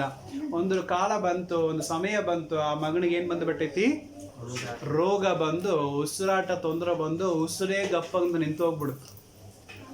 ಲೆಲೂಯ ಈಗ ಏನು ಮಾಡ್ಬೇಕಂತೇಳಿ ಅವಳಿಗೆ ಗೊತ್ತಿಲ್ಲ. ಓಡಿ ಬಂದು ಸೇವಕನ ಪಾದಕ್ಕೆ ಕೊಟ್ಬಿಟ್ಲು. ನನಗೆ ಗೊತ್ತಿಲ್ಲಪ್ಪ, ನನ್ನ ಮಗ ಏನಾಗ್ಯಾನೋ ನನಗೆ ಗೊತ್ತಿಲ್ಲ, ಆದರೆ ನೀನು ಬದುಕಿಸಿಕೊಡು. ಲೆಲೂಯ ಹಾಗೆ ಹೇಳಿ ಏನು ಮಾಡ್ತಿದ್ದಾನಂದರೆ, ಆ ಮಗನನ್ನು ತಗೊಂಡು ಹೋಗಿ ಮನೆ ಒಳಗೆ ಹಾಕಿಕೊಂಡು ಆ ಮಗನ ಮೇಲೆ ಬಿದ್ದು 3 ಸಾರಿ ಪ್ರಾರ್ಥನೆ ಮಾಡಿದ ಕೂಡಲೇ ಹೋದಂಥ ಪ್ರಾಣ ಮತ್ತೆ ಆ ಮಗನ ದೇಹದಲ್ಲಿ ಬಂತು. ಆಮೇಲೆ ಅಲ್ಲೆಲ್ಲೂ ಅವನ ನಂಬಿಕೆಯಿಂದ ಪ್ರಾರ್ಥನೆ ಮಾಡಿದ್ದಾನೆ. ಎಲಿಯ ಪ್ರಾರ್ಥನೆ ಮಾಡಿದ ಎಲ್ಲವೂ ಹೆಂಗಿಂದ ಪ್ರಾರ್ಥನೆ ಮಾಡಿದಾನ್ರಿ, ನಂಬಿಕೆಯಲ್ಲಿ ಪ್ರಾರ್ಥನೆ ಮಾಡಿದ್ದಾನೆ. ಮಳೆ ಬರಬಾರದಂತ ಹೇಳಿ ನಂಬಿಕೆಯಲ್ಲಿ ಪ್ರಾರ್ಥನೆ ಮಾಡಿದ, ಮಳೆ ಬರಲಿಲ್ಲ. ಆಮೇಲೆ ಮಳೆ ಬರ್ಬೇಕಂತ ಹೇಳಿ ನಂಬಿಕೆಯಲ್ಲಿ ಪ್ರಾರ್ಥನೆ ಮಾಡಿದ, ಮಳೆ ಬಂತು. ಅಲ್ಲೆಲ್ಲೂಯ್ಯ. ಹಿಟ್ಟು ಎಣ್ಣೆ ಕಡಿಮೆ ಆಗಬಾರದು ಅಂತ ಹೇಳಿ ನಂಬಿಕೆಯಲ್ಲಿ ಪ್ರಾರ್ಥನೆ ಮಾಡಿದ, ಕಡಿಮೆ ಆಗಲೇ ಇಲ್ಲ. ಈ ಮಗನನ್ನ ಪ್ರಾಣವನ್ನು ಉಳಿಸಿಕೊಡು ಅಂತೇಳಿ ದೇವರ ಸಮ್ಮುಖದಲ್ಲಿ ಅವನು ಬಿದ್ದು ಪ್ರಾರ್ಥನೆ ಮಾಡಿದ. ಅವನ ಪ್ರಾರ್ಥನೆ ರೋಗದಲ್ಲಿ ಬಿದ್ದು ಸತ್ತಂತ ಮಗನ ಪ್ರಾಣ ಮತ್ತೆ ಪುನಃ ತಿರುಗಿ ಬಂತು. ಆಮೇಲೆ ಅಲ್ಲಿ ದೇವರು ನಮ್ಮ ಜೀವಿತದಲ್ಲಿ ಎದುರು ನೋಡುವಂಥದ್ದು ಒಂದೇ ಒಂದು ಪ್ರಾರ್ಥನೆ. ಎಂಥ ಪ್ರಾರ್ಥನೆ? ನಂಬಿಕೆಯ ಪ್ರಾರ್ಥನೆ. ಎಷ್ಟು ಮಟ್ಟಿಗೆ ನಾವು ನಂಬಿಕೆಯಲ್ಲಿ ಪ್ರಾರ್ಥನೆ ಮಾಡ್ತೀವೋ ಅಷ್ಟು ಮಟ್ಟಿಗೆ ದೇವರು ನಮ್ಮ ಜೀವಿತದಲ್ಲಿ ದೊಡ್ಡ ಕಾರ್ಯಗಳನ್ನು ಮಾಡುತ್ತಾನೆ. ಆಮೇನ್, ಹಲ್ಲೆಲೂಯ. ಯಾಕಂದ್ರೆ ವಾಕ್ಯ ಮಾರ್ಕನ ಪುಸ್ತಕ 11ನೇ ಅಧ್ಯಾಯ 24ನೇ ವಚನದಲ್ಲಿ ನಾವು ನೋಡುತ್ತೇವೆ. ಮಾರ್ಕನ ಪುಸ್ತಕ 11ನೇ ಅಧ್ಯಾಯ 24ನೇ ವಚನ. ಆಗ ಕಾರಣ ನಾನು ನಿಮಗೆ ಹೇಳುವುದೇನೆಂದರೆ, ನೀವು ಪ್ರಾರ್ಥನೆ ಮಾಡುವಾಗ ಯಾವುಗಳನ್ನು ಆಶಿಸುತ್ತೀರೋ ಅವು ನಿಮಗೆ ಸಿಕ್ಕುವುದೆಂದು ನಂಬಿರಿ. ಆಮೆನ್. ನೀವು ಪ್ರಾರ್ಥನೆ ಮಾಡಿ ಏನೇನು ಬೇಡಿಕೊಳ್ಳುತ್ತೀರೋ ಅದನ್ನೆಲ್ಲ ಹೊಂದಿದ್ದೇವೆ ಎಂದು ನಂಬಿರಿ. ಆಮೆನ್. ನೀವು ಪ್ರಾರ್ಥನೆ ಮಾಡುವಾಗ ಏನೇನೆಲ್ಲ ನಿಮಗೆ ಬೇಕಂತೇಳಿ ನೀವು ಬಯಸ್ತೀರೋ, ಏನೇನೆಲ್ಲ ನನಗೆ ಆಗ್ಬೇಕಂತೇಳಿ ಇಷ್ಟಪಡ್ತೀರೋ ಅದೆಲ್ಲವೂ ನನಗೆ ಆಗುತ್ತದೆ ಅಂತ ಹೇಳಿ ನಂಬಬೇಕು. ಆಮೇನ್. ಅರ್ಥ ಆಗ್ತಾ ಇದೆ ಅಲ್ಲ? ಎಲ್ಲರೂ ಇಲ್ಲೇ ಇದ್ದೀರಲ್ಲ? ಎಲ್ಲ ಇಲ್ಲೇ ಇದ್ದೀರಲ್ಲ? Okay, hallelujah. ಸೊ ನಾವು ಪ್ರಾರ್ಥನೆ ಮಾಡುವಾಗ ಏನಂತ ಪ್ರಾರ್ಥನೆ ಮಾಡಬೇಕು? ನನಗೆ ಏನ್ ಬೇಕೋ ಅದು ನನಗೆ ಆಗ್ತಾವ, ನನಗೇನ್ ಬೇಕಾದ ನನಗೆ ಆಗ್ತಾವ ಅಂತ ಹೇಳಿ ಫಸ್ಟ್ ಯಾರು ನಂಬಬೇಕು? ನಾನು ನಂಬಬೇಕು. ನಾನು ನಂಬಿದ್ರೆ ಮಾತ್ರ ಪ್ರಾರ್ಥನೆಯನ್ನು ದೇವರು ಕೇಳುವಂಥದ್ದು. ಹಲ್ಲೆಲೂಯಾ. ಇನ್ನೊಂದು ಸೀಕ್ರೆಟ್ ಪ್ರಾರ್ಥನೆ ಇದೆ. ಪ್ರಾರ್ಥನೆ ಮಾಡುವಾಗ ದೇವರು ಕೊಟ್ಟ ಮೇಲೆ ಸ್ತೋತ್ರ ಮಾಡೋದಕ್ಕಿಂತ, ದೇವರು ಕೊಡೋದಕ್ಕಿಂತ ಮುಂಚಿತವಾಗಿ ದೇವರು ನಾನು ಕೊಟ್ಟಾನಂತೇಳಿ ಏನು ಮಾಡ್ಬೇಕು? ನಾವು ಸ್ತೋತ್ರ ಮಾಡ್ಲಿಕ್ಕೆ ಕಲೀರಿ. ಆಮೇಲೆ ಹಲ್ಲೆಲೂಯಾ. ನನಗೆ ರೋಗದಲ್ಲಿ ಇದ್ರೂ ಕೂಡ ನನ್ನ ನಂಬಿಕೆ, ದೇವರೇ ನನ್ನ ರೋಗವನ್ನು ದೂರ ಮಾಡಿದ್ದಕ್ಕಾಗಿ ನಿಮಗೆ ಸ್ತೋತ್ರ ಅಂತೇಳಿ ನಾವು ಪ್ರಾರ್ಥನೆ ಮಾಡುವಾಗ ದೇವರು ಖಂಡಿತವಾಗಿಯೂ ಆ ರೋಗವನ್ನು ನಮ್ಮಿಂದ ದೂರ ಮಾಡುತ್ತಾನೆ. ಹಲ್ಲೆಲೂಯಾ. ತಗೊಂಡ ಮೇಲೆ ಮರೆತು ಬಿಡ್ತೀವಿ. ಅದಕ್ಕೆ ತಗೊಳ್ಳೋದಕ್ಕಿಂತ ಮುಂಚೆ ಏನು ಮಾಡೋಣ? ನಾವು ಸ್ತೋತ್ರ ಮಾಡೋಣ. ಅದು ಗ್ರೇಟ್ ಪ್ರೇಯರ್, ಅದು ಸೀಕ್ರೆಟ್ ಪ್ರೇಯರ್. ಹಲ್ಲೆಲೂಯಾ. ಅದು ಸಕ್ಸಸ್ ಪ್ರೇಯರ್ ಆಗಿದೆ. ಆಮೇಲೆ ನನಗೆ ಆರೋಗ್ಯ ದೇವರು ಕೊಟ್ಟಿಲ್ಲ ಅಂದ್ರೂ ಕೊಟ್ಟಾನ ಅಂತೇಳಿ ನಾವು ಏನು ಮಾಡಬೇಕು? ನಂಬಬೇಕು. ಆ ಒಂದು ಶಾದ್ರಕ್ ಮೇಷಕ್ ಆಬೇದ್ನೆಗೋನ ಬೆಂಕಿಯ ಕೆಂಡದಲ್ಲಿ ಹಾಕೋದಕ್ಕಿಂತ ಮುಂಚಿತವಾಗಿ ಅವರೊಂದು ಮಾತು ಹೇಳಿದರು, ನಮ್ಮ ದೇವರು ನಮ್ಮನ್ನು ಬಿಡಿಸಲಿಕ್ಕೆ ಶಕ್ತನಾಗಿದ್ದಾನೆ. ಬಿಡಿಸ್ಲಿಲ್ಲ ಅಂದ್ರೂ ಪರವಾಗಿಲ್ಲ. ಅದರ ಅರ್ಥ ಏನು? ಬಿಡಿಸ್ತಾನಂತ ಕನ್ಫರ್ಮೇಶನ್ ಇದೆ ಅವರಿಗೆ. ಹಲ್ಲೆಲೂಯಾ. ಸೊ ಅದೇ ಕನ್ಫರ್ಮೇಶನ್, ದೇವರನ್ನ ಬಿಡಿಸಿದಾನೆ ಅಂತ ಹೇಳಿ ಅವ್ರು ಪ್ರಾರ್ಥನೆ ಮಾಡಿರ್ಬೇಕು. ಅದಕ್ಕೆ ದೇವರ ಪರಸದಿಂದ ಅವ್ರನ್ನ ಏನ್ ಮಾಡಿದ್ರು? ಬಿಡಿಸಿದ್ರು. ಇವತ್ತು ನಮ್ಮ ಜೀವಿತದಲ್ಲಿ ನಾವು ಕೂಡ ಏನ್ ಮಾಡ್ಬೇಕ್ರಿ? ಅದೇ ರೀತಿಯಲ್ಲಿ ಪ್ರಾರ್ಥನೆ ಮಾಡಬೇಕು. ಸೊ ಪಕ್ಕದಲ್ಲಿದ್ದವ್ರು ಕೈ ಕೊಟ್ಟು ಹೇಳಿ, ನಂಬಿಕೆಯುಳ್ಳವರಾಗಿ ಪ್ರಾರ್ಥನೆ ಮಾಡಬೇಕು. ನಂಬಿಕೆಯಲ್ಲಿ ಪ್ರಾರ್ಥನೆ ಮಾಡ್ರಿ. ನನಗೆ ಸಿಕ್ಕಿದೆ ಅಂತ ನಂಬಿಕೆಯಲ್ಲಿ ಪ್ರಾರ್ಥನೆ ಮಾಡ್ರಿ. ಆಮೇಲೆ ಅರ್ಥ ಆಯ್ತಲ್ಲ? ಇನ್ಮೇಲೆ ಹೆಂಗ್ ಪ್ರಾರ್ಥನೆ ಮಾಡ್ಬೇಕು? ನನಗೆಲ್ಲ ಆಗ್ಬಿಟ್ಟೈತಿ, ದೇವ್ರು ನನಗೆಲ್ಲ ಕೊಟ್ಟಾನ ಅಂತ ಹೇಳಿದ್ರೆ ನಾವು ದೇವರಿಗೆ ಏನ್ ಮಾಡ್ಬೇಕು? ಪ್ರಾರ್ಥನೆ ಮಾಡಬೇಕು. ಆ ಪ್ರಾರ್ಥನೆ ನಿಜವಾಗ ನಮ್ಮ ಜೀವಿತದಲ್ಲಿ ಎಲ್ಲವನ್ನು ತಂದು ಕೊಡುವಂತ. ಪ್ರಾರ್ಥನೆ ಮಾಡುವಾಗ ನಾವು ಖಂಡಿತವಾಗಿಯೂ 2 ಕೈಗಳನ್ನು ಮುಗಿತೀವಲ್ಲ, ಹಿಂಗೆ ಪ್ರಾರ್ಥನೆ ಮಾಡುತ್ತೀವಿ. ಪ್ರಾರ್ಥನೆ ಅಂದ್ರೆ ಕೈ ಏನಾಗಬೇಕು? ಒಂದಾಗಬೇಕು. ಇದು ಒಂದು ಮರ್ಯಾದೆ, ಒಂದು ರೆಸ್ಪೆಕ್ಟ್, ದೇವರು ಕೊಡುವಂತ ಒಂದು ಗೌರವ. ದೊಡ್ಡವ್ರು ಯಾರ ಬಂದ್ರೆ ನಮಸ್ಕಾರ ಆಗ್ತೀವಲ್ಲ, ಶಾಲೆಗೆ ಹೋದ್ರೆ ನಮಸ್ಕಾರ ಆಗ್ತೀವಲ್ಲ, ಕೆಲಸದಲ್ಲಿ ದೊಡ್ಡ ದಂಡಿ ಬಂದ್ರೆ ಏನ್ ಮಾಡ್ತೀವಿ? ನಮಸ್ಕಾರ ಆಗ್ತೀವಲ್ಲ. ಅಲ್ಲೆಲ್ಲ ನಾವು ಕೂಡ ನೋಡಿದ್ರೆ ಈಗಲ್ಲ ಕೈಗೆ ಬರೋಂಗಿಲ್ಲ. ಆಮೇಲೆ ನಾವು ಪ್ರೈಸ್ ಲಾರ್ಡ್ ಯಾರಿಗೆ ಹೇಳ್ತೀವಿ? ಆಮೇಲೆ ಯಾರಿಗೆ ಪ್ರೈಸ್ ಲಾರ್ಡ್ ಅಂತೀವಿ? ದೇವರ ಮಹಿಮೆ ಆಗಲಿ, ಆದ್ರೆ ಕೈ ಮುಗಿಯೋಂಗಿಲ್ಲ, ಕೈ ಬರೋದಿಲ್ಲ. ಅಲ್ಲೆಲ್ಲೂಯ್ಯ. ಕೆಲವರು ಪ್ರೈಸ್ ಹೇಳಿದ್ರೆ ಪ್ರೈಸ್ ಗೋಡ್ ಅಷ್ಟೇ ಆಡಿಸ್ತೀವಿ. ಆಮೇಲೆ ಅಲ್ಲೆಲ್ಲೂಯ್ಯ. ಸೊ ದಯವಿಟ್ಟು ನಮ್ಮ ಸಭೆಯವರು ಇದನ್ನ ಕಳೆದುಕೊಳ್ಳ್ರಿ. ಪ್ರೈಸ್ ಲಾರ್ಡ್ ಹೇಳುವಾಗಲೂ ಸರಿ, ಪ್ರಾರ್ಥನೆ ಮಾಡುವಾಗಲೂ ಸರಿ, 2 ಕೈಗಳನ್ನು ಮುಗಿಲಿಗೆ ಏನ್ ಮಾಡ್ರಿ? ಕಳಿಸ್ಕೊಡ್ರಿ. ಆಮೇಲೆ ಕೈ ಮುಗಿರಿ ನೋಡೋದು. ಆಮೇಲೆ ಸೊ ಪ್ರಾರ್ಥನೆ ಮಾಡುವಾಗ ಈ ಕೈ ಹಿಂಗಿರುತ್ತಲ್ಲ, ಸೊ ಇದರ ಅರ್ಥ ಏನ್ ಗೊತ್ತಾ? ಇದರಲ್ಲಿ ಎಲ್ಲರ ಪ್ರಾರ್ಥನೆ ಅಡಕವಾಗಿದೆ. ಆಮೇಲೆ ಇದರಲ್ಲಿ ಎಲ್ಲ ಪ್ರಾರ್ಥನೆ ಅಡಕವಾಗಿದೆ. ಸೊ ದೊಡ್ಡ ಬೆರಳು ಇರೋದ್ರಲ್ಲಿ ದಪ್ಪ ಬೆರಳು ಯಾವುದು? ಇದು ನನ್ನ ಹತ್ತಿರ ಇರುತ್ತಲ್ಲ, ಇದು ನನ್ನ ಹತ್ತಿರ ಇರುತ್ತೆ. ಸೊ ಇದು ಯಾರಿಗೆ ಪ್ರಾರ್ಥನೆ ಮಾಡ್ಬೇಕಂದ್ರೆ, ನನಗೆ ಹತ್ತಿರ ಇದ್ದವರಿಗಾಗಿ ನಾನು ಪ್ರಾರ್ಥನೆ ಮಾಡ್ಲಿಕ್ಕೆ ಸೂಚನೆ. ಆಮೇಲೆ ಅದು ನನ್ನ ತಂದೆ ತಾಯಿಗಳಾಗಿರ್ಬೋದು, ನನ್ನ ಹೆಂಡತಿ ಮಕ್ಕಳಾಗಿರ್ಬೋದು, ಅಥವಾ ನನಗೆ ಯಾರಾದ ನೆರೆಯವರು, ಹೊರೆಯವರು, ಬೇಕಾದವರು, ಹತ್ತಿರವಾದವರು, ಫ್ರೆಂಡ್ಸ್ಗಳು ಇವರೆಲ್ಲರೂ ಇರ್ಬೋದು. ಅವರಿಗಾಗಿ ಪ್ರಾರ್ಥನೆ ಮಾಡಲಿಕ್ಕೆ ಈ ದಪ್ಪು ಬೆರಳು ನನ್ನ ಹತ್ತಿರ ಇದೆ. ಇವರೆಲ್ಲರೂ ನನಗೆ ಬಲ ಕೊಡುವವರು, ಧೈರ್ಯ ಕೊಡುವವರು, ನನಗೆ ಕಾಳಜಿ ಮಾಡುವವರು. ಆದ ಕಾರಣ ಅವರಿಗಾಗಿ ಏನು ಮಾಡಬೇಕಂತ ನಾವು ಪ್ರಾರ್ಥನೆ ಮಾಡಬೇಕು. ಅರ್ಥ ಆಯ್ತಲ್ಲ? ಈ ದಪ್ಪ ಬೆರಳು ನೆನಪು ಮಾಡುವಾಗ ನಮ್ಮವರಿಗಾಗಿ ನಾವು ಪ್ರಾರ್ಥನೆ ಮಾಡಬೇಕಂತ ನೆನಪು ಬರಬೇಕು. ಆಮೇಲೆ ಹಲ್ಲೆಲೂಯಾ. ಎರಡನೇದಾಗಿ ಒಂದು ಬೆರಳಿದೆ, ಏನದು? ತೋರ್ ಬೆರಳು, ಪಾಯಿಂಟ್ ಫಿಂಗರ್ ಅಂತಾರೆ. ಇನ್ನೊಬ್ಬರನ್ನು ಬಟ್ಟು ಮಾಡಿ ತೋರಿಸುವಂಥದ್ದು. ಹಲ್ಲೆಲೂಯಾ. ಸೊ ನಮ್ಮ ಜೀವಿತದಲ್ಲಿ ಅನೇಕರು ಏನು ಮಾಡಿದ್ದಾರೆ? ಬಟ್ಟು ಮಾಡಿ ತೋರಿಸಿರ್ತಾರೆ ನಮ್ಮನ್ನು ಬೆಳೆಸಲಿಕ್ಕೆ. ನೀನು ಮಾಡ್ತಾ ಇರೋ ತಪ್ಪು, ಹಂಗೆ ಮಾಡಬೇಡ, ಹಿಂಗೆ ಮಾಡು, ಹಂಗೆ ಮಾಡು, ಅದನ್ನು ಮಾಡು, ಇದನ್ನು ಮಾಡು. ಅದು ನಿಮ್ಮ ಟೀಚರ್ಸ್ ಆಗಿರ್ಬೋದು, ಅಥವಾ ನಿಮ್ಮ ಪಾಸ್ಟರ್ಗಳಾಗಿರ್ಬೋದು, ಅಥವಾ ನಿಮಗೆ ಹಿರಿಯರು ಯಾರಾದ್ರು ಇರ್ಬೋದು. ಹಲ್ಲೆಲೂಯಾ. ಸೊ ನಿಮ್ಮ ಜೀವಿತದಲ್ಲಿ ನೀವು ಬೆಳೀಲಿಕ್ಕೆ ಕಾರಣವಾಗಿರುವ, ನಿಮ್ಮನ್ನು ಒಂದು ಆಳಾಗಿ ಮಾಡಬೇಕಂತ ಹೇಳಿ ಕಾರಣ ಮಾಡ್ತಾರಲ್ಲ, ಅವರಿಗಾಗಿ ನಾನು ಏನು ಮಾಡಬೇಕು? ಪ್ರಾರ್ಥನೆ ಮಾಡಬೇಕು. ಹಲ್ಲೆಲೂಯಾ. ಒಬ್ಬೊಬ್ಬರು ನಮ್ಮ ತಪ್ಪುಗಳನ್ನು ಏನು ಮಾಡಿರ್ತಾರೆ? ಹಿಡಿದು ತೋರಿಸಿರ್ತಾರೆ. ಸೊ ಅವಾಗ ಸರಿಪಡಿಸಿಕೊಳ್ಳಬೇಕು. ಅಂಥವರಿಂದಲೂ ನಾವು ಉದ್ಧಾರ ಆಗಿರ್ತೀವಿ. ಸೊ ಅವರಿಗಾಗಿ ಏನು ಮಾಡಬೇಕು? ನಾವು ಪ್ರಾರ್ಥನೆ ಮಾಡಬೇಕು. ಇದು ತೋರ್ಸ್ ಬೆರಳು, ಅಂದರೆ ತೋರ್ ಬೆರಳು ಎಂಬುವಾಗ. ಸೊ ಮೂರನೇದಾಗಿ ಒಂದು ಬೆರಳಿದೆ. ಏನು ಬೆರಳದು? ಮಧ್ಯ ಬೆರಳು. ಎಲ್ಲ ಬೆರಳಕ್ಕಿಂತಲೂ ಸ್ವಲ್ಪ ಉದ್ದವಾಗಿಯೂ ಎತ್ತರವಾಗಿರುವಂಥ ಬೆರಳು ಮಧ್ಯ ಬೆರಳು. ಆಮೆನ್. ಹಲ್ಲೆಲೂಯಾ. ಸೊ ಇದು ಯಾರಿಗೆ ಪ್ರಾರ್ಥನೆ ಮಾಡಬೇಕಂದ್ರೆ, ದೇಶದಲ್ಲಿ ಆಡಳಿತ ಮಾಡ್ತಾ ಇರುವಂಥ ಅಧಿಕಾರಿಗಳಿಗೆ, ಆಡಳಿತದಲ್ಲಿ ಇದ್ದವರಿಗಾಗಿ ನಾವೇನು ಮಾಡಬೇಕು? ಪ್ರಾರ್ಥನೆ ಮಾಡೋದಕ್ಕೋಸ್ಕರ ಈ ಮಧ್ಯ ಬೆರಳನ್ನು ದೇವರು ಕೊಟ್ಟಿದ್ದಾನೆ. ಸ್ವಲ್ಪ ಗಮನಿಸ್ತಾ ಇದ್ದೀರಲ್ಲ ಯಾರ್ಯಾರಿಗೆಲ್ಲ ಪ್ರಾರ್ಥನೆ ಮಾಡ್ಬೇಕಂತ ಹೇಳಿ. ಆಮೇಲೆ ಹಲ್ಲೆಲೂಯಾ. ಸೊ ಮಧ್ಯ ಬೆರಳಿನಲ್ಲಿ ಯಾರಿಗೆ? ಏರಿಯಾ ಕೌನ್ಸಿಲರ್ ಬರ್ಬೋದು, MLA ಬರ್ಬೋದು, MP ಬರ್ಬೋದು, CM ಬರ್ಬೋದು, PM ಬರ್ಬೋದು, ಪೊಲೀಸ್ ಅಧಿಕಾರಿಗಳು ಬರ್ಬೋದು, ಅಥವಾ ಯಾರೇ ದೊಡ್ಡ ಅಧಿಕಾರಿಗಳು ಯಾರಿದನ್ನು ಅವ್ರಿಗಾಗಿ ಏನು ಮಾಡ್ಬೇಕು ನಾನು? ಯಾಕಂದರೆ ಅವ್ರು ಎಲ್ಲರಿಗಿಂತ ಉನ್ನತವಾದ ಸ್ಥಾನದಲ್ಲಿ ಇರ್ತಾರೆ, ನಮ್ಮನ್ನು ನಡೆಸ್ತಾ ಇರ್ತಾರಲ್ಲ. ಹಾಗಾಗಿ ಅವರಿಗಾಗಿ ನಾನು ಏನು ಮಾಡಬೇಕು? ಪ್ರಾರ್ಥನೆ ಮಾಡಲಿಕ್ಕೆ ಮಧ್ಯ ಫಿಂಗರ್. ಆಮೇನ್. ಹಲ್ಲೆಲೂಯಾ. ಹಲ್ಲೆಲೂಯಾ. ನಾಲ್ಕನೇದಾಗಿ ಒಂದು ಫಿಂಗರ್ ಇದೆ. ಏನದು? ಉಂಗುರ ಬೆರಳು. ನಾನು ಕೂಡ ಅದರಲ್ಲಿ ಹಾಕೊಂಡಿದ್ದೀನಿ ನೋಡಿ. ಆಮೇನ್. ಹಲ್ಲೆಲೂಯಾ. ಉಂಗುರ. ಯಾಕಂದ್ರೆ ಕೆಲವೊಬ್ಬರು ಎಲ್ಲ ಬೆರಳಲ್ಲಿ ಹಾಕೊಂಡಿರ್ತಾರೆ. ಹಲ್ಲೆಲೂಯಾ. ಉಂಗುರ ಯಾಕೆ ಇದರಲ್ಲಿ ಹಾಕಿರ್ತಾರೆ ಅಂದರೆ, ಈ ಬೆರಳು ಎಲ್ಲ ಬೆರಳಿಗಿಂತ ಸ್ವಲ್ಪ ಬಲಹೀನವಾದ ಫಿಂಗರ್ ಅಂತ. ಹಲ್ಲೆಲೂಯಾ. ಅದಕ್ಕಾಗಿ ಇದು ವೀಕ್ನೆಸ್ ಫಿಂಗರ್ ಅಂತಾರೆ.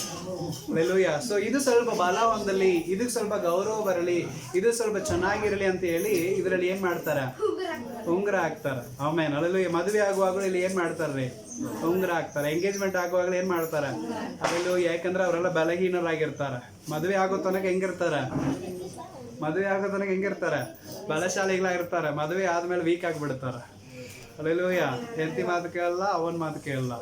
ಆಮೇನ್. ಹಲ್ಲೆಲೂಯಾ ಅಂತ ಹೇಳಿ ಅವ್ರು ತುಂಬ ವೀಕ್ ಆಗಿಬಿಡ್ತಾರೆ. ಹಾಗಾಗಿ ಯೇಸು ಸ್ವಾಮಿ ಕೂಡ ದೇವರ ವಾಕ್ಯದಲ್ಲಿ ಹೇಳಿದಾನೆ, ನೀನು ಹೆಂಡತಿ ತುಂಬ ಬಲಹೀನವಾದವಳು, ಅವಳನ್ನು ಪ್ರೀತಿ ಮಾಡು ಎಂಬುದಾಗಿ. ಅದಕ್ಕಾಗಿ ಗುರುತಾಗಿ ಈ ಬಲಹೀನವಾಗಿರುವಂಥ ಫಿಂಗರ್, ವೀಕ್ನೆಸ್ ಫಿಂಗರ್ ಅಂತಾರೆ. ಈ ಬಲಹೀನವಾದ ಫಿಂಗರ್ಗೆ ಉಂಗುರ ಬೆರಳು ಅಂತಾರೆ. ಸೊ ಉಂಗುರವನ್ನು ಏನು ಮಾಡ್ತೇವೆ? ಹಾಕಿ ಬಲಹೀನರಾಗಿರೋರನ್ನ ಗಟ್ಟಿ ಮಾಡುವಂಥದ್ದು. ಅರ್ಥ ಆಯ್ತಲ್ಲ? ಸೊ ಗಟ್ಟಿ ಮಾಡುವಂಥದ್ದು ಅಂತಾರೆ. ಯಾಕಂದರೆ ಆ ಬಲಹೀನರಾಗಿದ್ದಾಗ ಇಬ್ಬರು ಸೇರುವಾಗ ಬಲಶಾಲಿಗಳಾಗ್ತಾರೆ. ಅದೇ ಕುಟುಂಬ. ಆಮೇನ್. ಹಲ್ಲೆಲೂಯಾ. ಸೊ ಅರ್ಥ ಆಯ್ತಲ್ಲ? ಸೊ ಇದು ವೀಕ್ನೆಸ್ ಫಿಂಗರ್. ಸೊ ಯಾರೆಲ್ಲ ರೋಗದಲ್ಲಿ ಇದ್ದಾರೆ, ಯಾರೆಲ್ಲ ಬಲಹೀನತದಲ್ಲಿದ್ದಾರೆ, ಯಾರೆಲ್ಲ ಕಷ್ಟದಲ್ಲಿದ್ದಾರೆ, ಯಾರೆಲ್ಲ ಸಾಲದಲ್ಲಿದ್ದಾರೆ, ಯಾರೆಲ್ಲ ಚಿಂತೆಯಲ್ಲಿದ್ದಾರೆ, ಅವರಿಗಾಗಿ ಪ್ರಾರ್ಥನೆ ಮಾಡುವಂಥ ಫಿಂಗರ್ ಈ ಒಂದು ಉಂಗುರ ಫಿಂಗರ್. ಆಮೇಲೆ ಅವ್ರನ್ನ ಗಟ್ಟಿಪಡಿಸಬೇಕು, ಅವ್ರನ್ನ ಬಲಪಡಿಸಬೇಕು. ಅವರಿಗಾಗಿ ನಾವೇನು ಮಾಡಬೇಕು? ಪ್ರಾರ್ಥನೆಯನ್ನು ಮಾಡಬೇಕು. ಕೊನೆಯದಾಗಿ ಇರುವಂಥದ್ದು ಯಾವುದು? ಕಿರು ಬೆರಳು. ಇರೋದ್ರಲ್ಲಿ ತುಂಬ ಚಿಕ್ಕ ಬೆರಳು. ಇದು ಯಾರಂದರೆ ನಾನು. ಆಮೇಲೆ ಹಲ್ಲೆಲೂಯಾ. ಯಾವಾಗಲೂ ನನ್ನನ್ನು ನಾನೇನು ಮಾಡ್ಕೋಬೇಕು? ತಗ್ಗಿಸಿಕೊಳ್ಳಬೇಕು. ಯಾವಾಗಲೂ ನಾನು ಏನು ಮಾಡ್ಕೋಬಾರದು? ಎಲ್ಲ ವಿಷಯದಲ್ಲೇ ಹೆಚ್ಚಿಸ್ಕೊಳ್ಳೋದು. ನಾವು ದೇವರಿಗಿಂತ ದೊಡ್ಡವರಲ್ಲ, ಯಾರಿಗಿಂತಲೂ ದೊಡ್ಡವರಲ್ಲ. ಸಾದ ಕಾರಣ ನಾನು ಎಲ್ಲದಕ್ಕಿಂತಲೂ ಚಿಕ್ಕವನು ಅಂತ ನೆನಪು ಮಾಡುವಂಥದ್ದು ಈ ಬೆರಳು. ಆಮೇನ್. ಹಲ್ಲೆಲೂಯಾ. ಸೊ ನನಗಾಗಿ ಲಾಸ್ಟಿಗೆ ತಗ್ಗಿಸಿಕೊಂಡು ಏನು ಮಾಡಬೇಕು? ನೀನು ಪ್ರಾರ್ಥನೆ ಮಾಡಬೇಕು. ಇದು ನಾನು. ಆಮೇನ್. ಹಲ್ಲೆಲೂಯಾ. ಅರ್ಥ ಆಯ್ತಲ್ಲ? ಸಾದ ಕಾರಣ ದೇವರು ಈ ಒಂದು ಬೆರಳುಗಳನ್ನು ನನಗೆ ಕೊಟ್ಟಿದ್ದಾನೆ. ಈ ಬೆರಳುಗಳನ್ನು ಮುಂದಿಡುವಾಗ ಇವರೆಲ್ಲರೂ ನೆನಪು ಬರಬೇಕು ನಾವು ಪ್ರಾರ್ಥನೆಯಲ್ಲಿ. ಆಮೇಲೆ ಹಲ್ಲೆಲೂಯಾ. ಸೊ ಪ್ರೇಯರ್ ಹ್ಯಾಂಡ್ಸ್, ಎದಕ್ಕೋ ಕೈ ಜೋಡಿಸ್ತೀವಿ ನಾವು ಪ್ರಾರ್ಥನೆಗಾಗಿ. ಏನು ಮಾಡೋಣ? ಕೈ ಜೋಡಿಸೋಣ. ಆಮೇನ್. ಹಲ್ಲೆಲೂಯಾ. ಸೊ ಈ ರೀತಿ ಪ್ರಾರ್ಥನೆ ಮಾಡುವಾಗ ಖಂಡಿತವಾಗಿಯೂ ದೇವರು ನಮ್ಮ ಪ್ರಾರ್ಥನೆ ಏನು ಮಾಡ್ತಾನೆ? ಕೇಳುವಂಥವನಾಗಿದ್ದಾನೆ. ಸೊ ನಂಬಿಕೆಯುಳ್ಳ ಪ್ರಾರ್ಥನೆ ರೋಗಿನ ಏನು ಮಾಡುತ್ತೆ? ಅದು ಸ್ವಸ್ಥ ಮಾಡುತ್ತದೆ. ನಾವು ಪ್ರಾರ್ಥನೆಗಾಗಿ ಹೋಗೋಣ. ಸರ್ವಶಕ್ತನಾಗಿರುವಂಥ ತಂದೆಯಾದ ದೇವರೇ, ಕೇಳಿದ ವಾಕ್ಯದಂತೆ ಸ್ವಾಮಿ ನಾವು ನಂಬಿಕೆಯುಳ್ಳವರಾಗಿ ಪ್ರಾರ್ಥನೆ ಮಾಡಲಿಕ್ಕೆ ಅನುಕೂಲ ಮಾಡು. ಈ ಪ್ರಾರ್ಥನೆಯಲ್ಲಿ ನಮ್ಮನ್ನು ಬಲಪಡಿಸು. ನಾವು ಪ್ರಾರ್ಥನೆ ಮಾಡುವಾಗ ನಮಗೆ ಆಗುತ್ತದೆ ಅಂತ ಒಂದು ಕಾನ್ಫಿಡೆಂಟ್ನಲ್ಲಿ, ನಂಬಿಕೆಯಲ್ಲಿ ನಾವು ಮುಂದೆ ನಡೀಲಿಕ್ಕೆ ಅನುಕೂಲ ಮಾಡು. ಆಶೀರ್ವದಿಸಿಕೊಡು, ಬಲಪಡಿಸು, ಇನ್ನೂ ಒಂದು ಜೀವನವನ್ನು ನಮಗೆ ದಯಪಾಲಿಸು. ಪ್ರಾರ್ಥನೆಯನ್ನು ಕೇಳಿದ ಪ್ರತಿಯೊಬ್ಬರನ್ನು ಕೂಡ ಮುಟ್ಟು ಆಶೀರ್ವದಿಸು. ಯೇಸು ಕ್ರಿಸ್ತನ ಮುದ್ದಾದ ನಾಮದಲ್ಲಿ, ಪರಿಶುದ್ಧಾತ್ಮನೇ ನಿನ್ನ ಸಹಾಯದಲ್ಲಿ ಪ್ರಾರ್ಥನೆಯಲ್ಲಿ ಬೇಡಿ ಹೊಂದುತ್ತಾ ಇದ್ದೇನೆ, ನನ್ನ ಜೀವಗಳ ಸ್ವರ್ಗೀಯ ತಂದೆಯಾದ ದೇವರೇ. ಆಮೆನ್. God bless. ಪ್ರೈಸ್.